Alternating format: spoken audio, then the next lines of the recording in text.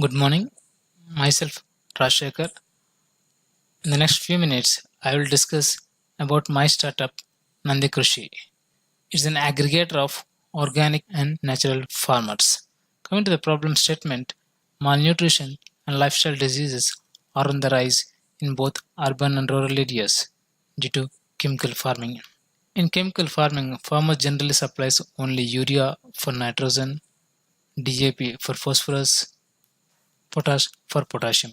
They never bother to supply macro and micronutrients required for the plant, for instance, calcium, magnesium, sulfur, ferrous, zinc, boron. So when farmers do not supply these macro and micronutrients, so the food we eat also do not contain these macro and micronutrients.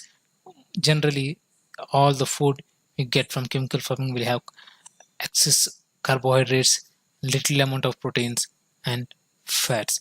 When humans consume such food over an extended period of time, which is devoid of macro and micronutrients, chronic diseases do come.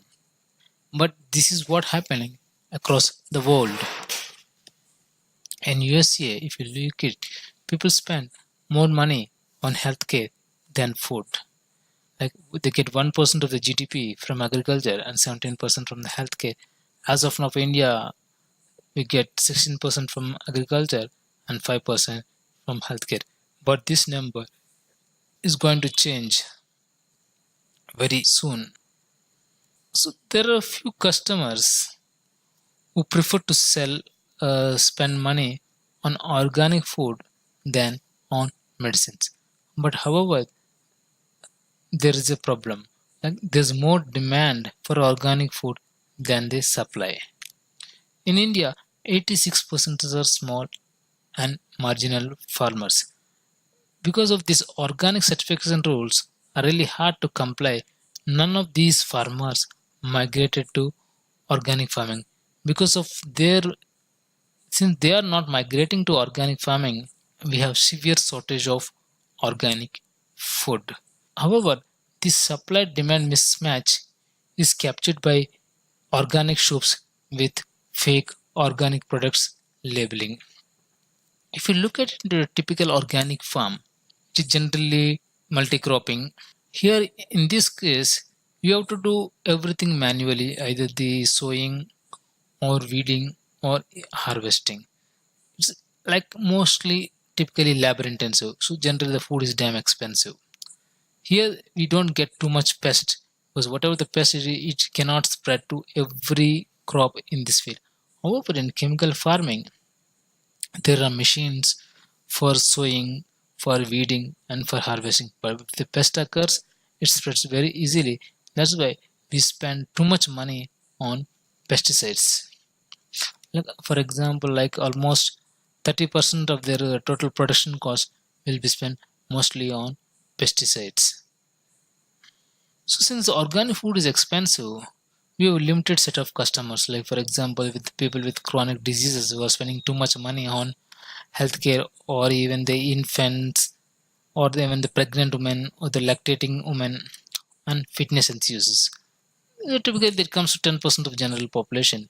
Even out of this 10% of the general population, only 1% is affordable, can afford organic food, because not many have enough disposable income. But with India increases its GDP growth rate from 7% to 10%, 12%, so more and more people will have enough disposable incomes to spend money on healthcare. So our business model is as on today, organic farmers really have tough time to sell their produce because they do not know who is the consumer who can pay premium price to his produce, and even if he finds some consumer, he cannot reach the consumer, nor the consumer can reach him. So what we have to try to do that instead of farmer reaching the consumer or farmer trying to find the consumer himself, we do digital marketing on behalf of the farmer and increase his visibility so that the consumers as close to the farm as possible, or the organic stores as close to the farm as possible, the organic restaurant as close to the farmer can find him and gate is produced close to the from the farm gate itself. In this case, farmer can post his produce online using our mobile app very easily on a single tap point. You can also find a fellow farmer who is also doing organic. For example, you can depend on him for any seeds or biopesticides instead of getting them from the shop, typical fertilizer or shop. With most of the seeds in fertilizers are either hybrid or genetically modified, which are not exactly adaptable to biodiversity climate of India. Farmer also can have the visibility of farm rental equipment around his neighborhood. So for farmer, it's like a one-stop solution. You can get the inputs from the fellow farmers. You can get the market for his produce. You can rent the equipment with the help of the mobile phone. So when a user opens an app and searches for any particular product, he will see a farmer who is producing that particular product, and also an organic restaurant who bought that particular product from a registered farmer and processed that ingredient and produce a finished product, or even an organic store who bought that particular grocery from the registered farmer and is available around the user neighborhood. As I told earlier in the beginning, that we also aggregate eco-friendly products. A typical organic shop, anyone who want to open an organic store, want to know the best sources of groceries and also the eco-friendly products. So using our platform, anybody can open an organic store or even an organic restaurant. So this is our online presence. We are present on YouTube, like we have 500 visitors per day, and Quora we have close to 1500 visitors per day. And this is a print medium in Hyderabad Indian Express edition. And right now we're also being selected by ICRISAT for scaling up and handholding us for success. As of now, there are 1000 farmers on our platform. These farmers, we got it by scrolling through the Facebook pages of organic farmers, or WhatsApp, or even the general Google search. We want to go to 3000 farmers by end of 2018 and double every successive year. We want to charge subscription of rupees 1 per day to be on our platform. Well, even if you could generate a single lead to the farmer will not worry of spending 365 rupees in a year to be on our platform, and this price will increase rupees 1 every successive year. And also we insist farmers to sell the produce online rather than offline, because when they sell online we charge 10% commission, and also we maintain entire transaction history of the farmer and the ratings of the user given by the user to the farm products.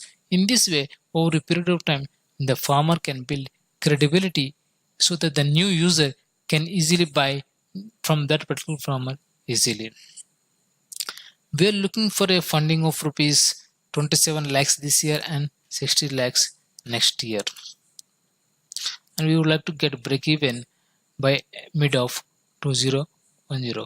So the basic assumptions were made under this plan that the farmer number doubles every successive year, and every farmer transacts 2000 rupees per month online, so that and we get 200 rupees as a commission from every farmer. This number is multiplied by the number of farmers, and farmer, because when farmer likes our platform, he tries to push more and more his produce through our platform and increases 10% every successive year. So out of the registered farmers, we consider only 50% of the farmers will sell online. Based on those assumptions, we made this graph, which is this is revenue, this is expenditure, and this is profit, and we're going to get a break even by mid of 2020. Thank you very much.